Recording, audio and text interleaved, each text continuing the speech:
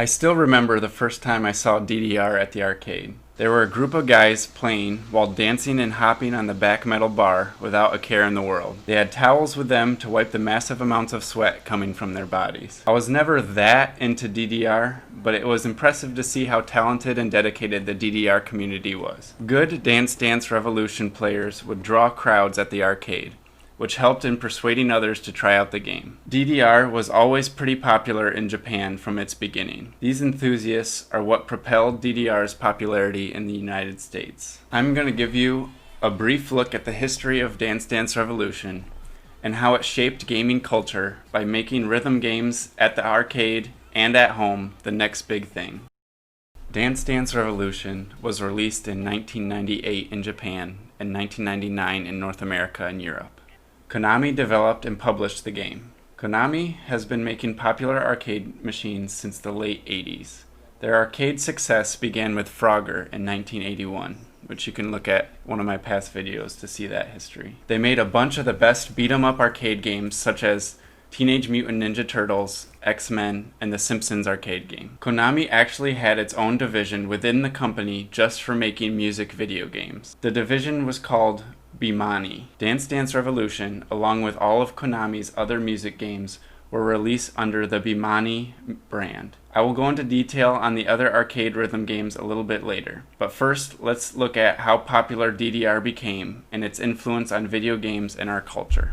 DDR got so big that it appeared in popular TV shows and movies. Here you can see Creed dancing in The Office. Here's another clip of Malcolm in the Middle, and then it was also in Yes Man, and probably, at least I think, the most popular reference is in Grandma's Boy. It's Dance Revolution. That's great, Bobby, but we don't have Dance Dance Revolution, so you're dumb. There have been a few rhythm games at the arcade prior to Dance Dance Revolution. Konami and their internal team, called Beatmania, released Beatmania in 1997 to arcades just before they released DDR. Beatmania was a large arcade cabinet with turntables and keys. You had to hit the keys and spin the turntable to the beat as bars fell from the top part of the screen. Beatmania helped in making music games a normal thing at the arcade. During the music game craze, Konami tried to cash in on the popularity with many other arcade rhythm games. One of those was a game called Poppin' Music, which was just a simplified and more childish Beatmania. The arcade cabinet looked more cartoony, and the game only had buttons with no turntable, but the gameplay was similar. It was released to arcades in 1998. Another more recent arcade rhythm game that Konami released is Reflec Beat. Reflec Beat was released in 2010 to arcades. Reflec Beat is a touchscreen based game. The player has to touch circular objects with the right timing corresponding to the beat of the song. The game is very similar to other popular rhythm games such as Elite Beat Agents and Osu. Reflec Beat can be played on iTunes as it was released as an app in 2011. Guitar Freaks, Drum Mania, and Keyboard Mania were made for arcades starting in 1999. This was long before the popularity of Guitar Hero. The Guitar Hero and Rock Band series were definitely influenced by these games that came before them. You play with a plastic guitar, drum set, or keyboard. There are 4 columns of notes scrolling down from the top of the screen. You must hold the right button and hit the fret lever to hit the note as it crosses a line. Almost identical gameplay to Guitar Hero. Because of the vast similarities, Konami sued the developer of Guitar Hero and Rock Band, Harmonix, in 2008.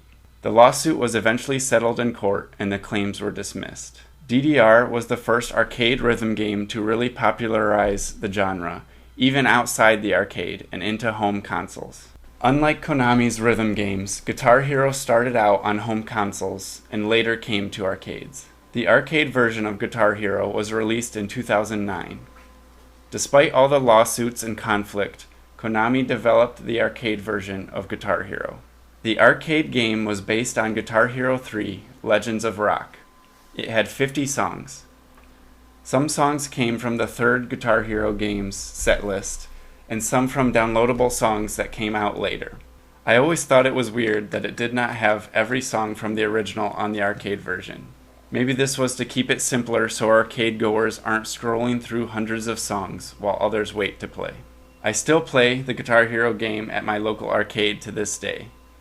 The plastic guitars usually take a beating, and I think they are phasing out Guitar Hero from most modern arcades.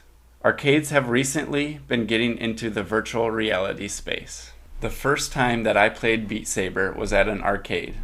There is a section of the arcade I go to that has VR headsets. This experience allowed me to try out virtual reality before I spent any money on the expensive hardware. I bought an Oculus Quest VR headset because I enjoyed Beat Saber at the arcade so much. Currently, it is one of my favorite modern rhythm games, and I can play it from the comfort of my own home. Rhythm games give such unique ways to play video games. It helps you move your body in different ways to stay physically active and engaged. The fake instruments and hardware required to play these unique music games deters a lot of people from buying them for their homes. Arcades are where these fun and inventive rhythm games got their start. The future success of arcades is up in the air, especially with the current pandemic. But I believe arcades are the perfect environment to showcase new, experimental games that could be the next cool video game craze. Thanks so much for watching. I appreciate you.